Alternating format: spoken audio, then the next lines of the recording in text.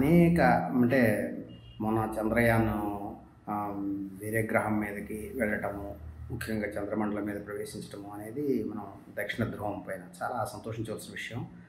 ఈ స్పేస్‌లో విజయాలు సాధించటం మనిషి అతని విస్తరించటం మనిషి మొత్తంగా విశ్వంలోకి విస్తరించటం, యూనివర్స్‌లోకి విస్తరించడం మొదలైంది. ఇంతవరకు భూమి మీద విస్తరించడం నుంచి ఇప్పుడు విశ్వంలోకి విస్తరించడం అనేది ఎప్పుడో మొదలైంది. దానిలో భారతదేశం కూడా భాగమైంది.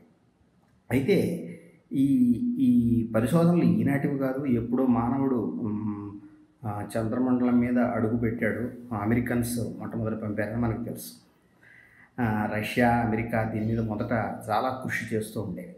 అప్పుడు చంద్రమండలం మీద మనిషి అడుగుపెట్టాడు. అయితే ఈ విషయం ఏంటంటే, ఈ స్పేస్ మిషన్ మొత్తంగా విశ్వంలోకి విస్తరించడం, స్పేస్‌లోకి విస్తరించడం, మనిషి మీద చేస్తున్నటువంటి ప్రయత్నాల మీద మొదటి నుంచి విమర్శలు ఉన్నాయి. అంటే ఏమిటంటే, ఇతర గ్రహాంతరయానం, విశ్వంలోకి మనిషి ప్రయాణం ఇవన్నీ కూడా నిజంగానే మానవాళికి అంతటికీ మంచి చేస్తాయా అనే ప్రశ్నలు మొదటి నుంచి ఉన్నాయి. అది అమెరికా మొదలుపెట్టినటువంటి అపోలో 2 దగ్గర నుంచి ఉన్నాయి. అప్పుడు మనిషి చంద్రమండలం మీద అడుగుపెట్టినప్పుడు కొన్ని ప్రశ్నలు వచ్చాయి. అదేంటంటే, అప్పట్లో వియత్నాం వార్ అమెరికా చేసింది. ఆ వియత్నాం వార్‌లో అనేక మంది అన్యాయంగా ఇతర దేశం, వేరే దేశమైనటువంటి వియత్నాం అనే చిన్న దేశం మీద అమెరికా తన మారణాయుధాలతో విజృంభించి ఎంతోమందిని చావుకు కారణమైంది. అలాగే అమెరికన్లు కూడా యువకులు అనేక మంది చనిపోయారు. ఇది చాలా వ్యతిరేకతను తీసుకొచ్చింది. దీని నుంచి బయటపడడం కోసం అమెరికా ఒక విజయాన్ని మూట కట్టుకున్నట్టుగా చూపించి, ఒక స్పేస్‌లో అంటే విశ్వంలో విస్తరించడం అనేసి ఒక సింబల్‌గా దాన్ని తీసుకొచ్చింది. అంటే మన జాతి యొక్క జాతీయత అప్పటి నుంచి కూడా నేషనలిజం, ఒక నేషనల్ హీరోగా ఆర్మ్‌స్ట్రాంగ్‌ని నిలబెట్టడం. అంటే ఇట్లా ఈ ఈ విజయం ద్వారా ఈ విజయాన్ని ఒక ముసుగుగా వాడుకుంది. తన సామ్రాజ్యవాదానికి, తన విస్తరణకి ముసుగుగా వాడుకుందని విమర్శ వచ్చింది. ఇది మనిషి ఎప్పుడూ కూడా తన మంచి ఒక విజయం వెనక దాంకుంటాడు ఒక్కొక్కసారి. ఇది ఇప్పుడు జాతీయత అనేది వచ్చిన తర్వాత మనం ఏమనుకుంటామంటే తెగలు, లేకపోతే చిన్న చిన్న కొట్లాట్లు, చిన్న చిన్న సెక్ట్స్‌గా ఉండటం, సెక్టేరియన్ నుంచి బయటపడిపోయి ఒక యూనివర్సలిజం అంతా మానవులంతా ఒకటైన స్థాయికి వెళ్ళిపోయాం అనుకుంటూ వచ్చాం. కానీ దాన్ని ఆఫ్రికన్ స్కాలర్స్ కూడా కొంతమంది రైటర్స్ కూడా విమర్శించారు. చినువా అచాబే అనే గొప్ప రచయిత అయితే ఏమంటాడంటే, ఆఫ్రికన్ రచయిత, యూనివర్సలిజం విశ్వ మానవులంతా ఒకటే అనే యూరోపియన్స్ చెప్తున్నది ఏదైతే ఉందో అది యూరోపు శ్వేతజాతి దురహంకారం, తెల్లజాతి వాళ్ళే గొప్పవాళ్ళు అనేది వాళ్ళలో పోనంత వరకు దానికి అర్థం లేదు అనేసి అంటాడు. అందుకని ఒకవైపు సామ్రాజ్యవాద విస్తరణ, వీటిని లేకపోతే యుద్ధాలు ఇవి చేస్తూ మరొక వైపు అంతా ఒకటే అనేది చెప్పడం కుదరదు.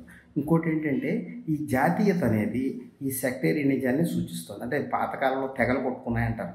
అలాగే మా తెగ గొప్పది, మా తెగ గొప్పదనే భావాన్ని తీసుకురావడం అనేది అన్నిటికంటే మూఢ విశ్వాసం కదా. అది అతి పాత విశ్వాసం మనుషులు. అది మనుషులను కలిపి ఉండొచ్చు.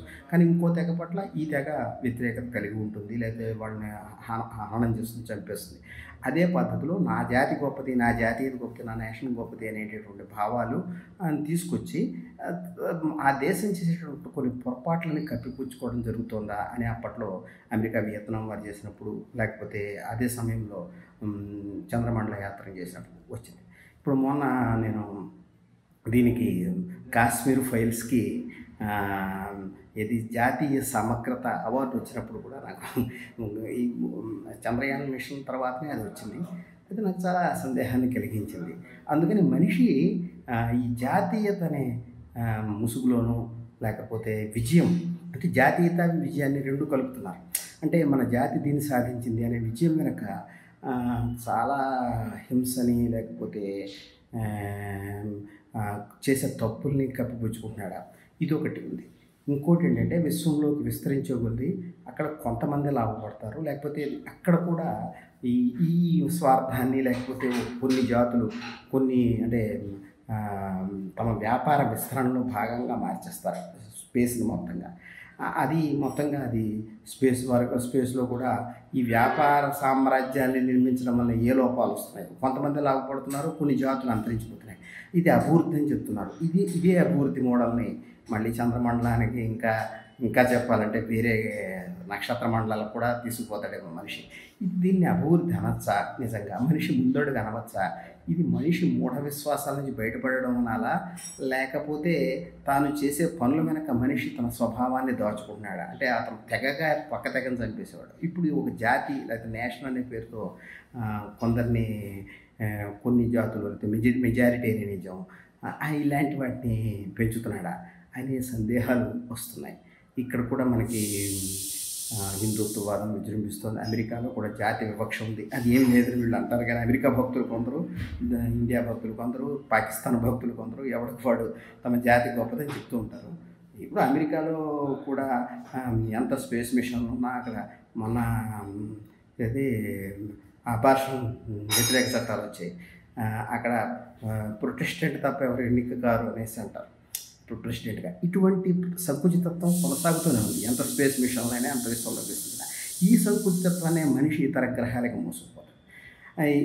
ఇంకోటి ఏంటంటే తన భాషని అంటే భాష అనేది వాస్తవాన్ని చెప్పడం కోసం వచ్చింది, లేకపోతే కమ్యూనికేషన్ వచ్చింది అని అనుకుంటాం. కానీ భాష ఒక ముసుగు. అంటే తను అబద్ధాలు ఆడటం, భాష పెరగడం వల్ల ఇంకా ఎక్కువ అబద్ధాలు ఆడటం మనిషి మొదలుపెట్టడం.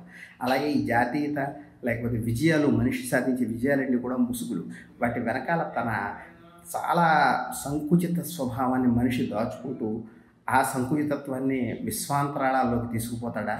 లేకపోతే మనిషి ముందుకు కదులుతాడా? లేకపోతే నిజంగానే అతను యూనివర్సలిజాన్ని స్థాపిస్తాడా అనేది పెద్ద ప్రశ్న.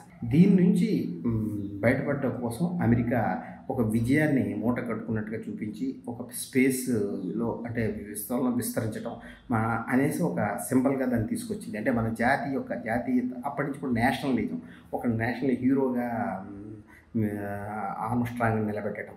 అంటే ఇట్లా ఈ విజయం ద్వారా ఈ విజయాన్ని ఒక ముసుగుగా వాడుకుంది. తన సామ్రాజ్యవాదానికి, తన విస్తరణకి ముసుగుగా వాడుకుందని విమర్శించింది.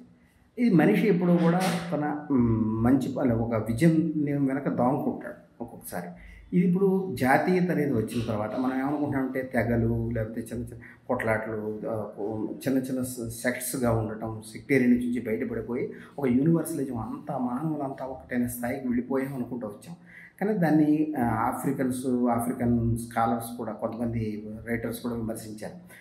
చిను అచాబే అనే గొప్ప రచయిత అయితే ఏమంటాడంటే, ఆఫ్రికన్ రచయిత, యూనివర్సలిజం విశ్వ మానవులంతా ఒకటే అనే యూరోపియన్స్ చెప్తున్నది ఏదైతే ఉందో అది యూరోపు శ్వేత జాతి దురహంకారం, తెల్ల జాతి వాళ్ళే గొప్పవాళ్ళు అనేది వాళ్ళలో పోనంత వరకు దానికి అర్థం లేదు అనేసి అంటాడు. అందుకని ఒకవైపు సామ్రాజ్యవాద విస్తరణ వీటిని లేకపోతే యుద్ధాలు ఇవి చేస్తూ మరొక వైపు అంతా ఒకటే అనేది చెప్పడం కుదరదు.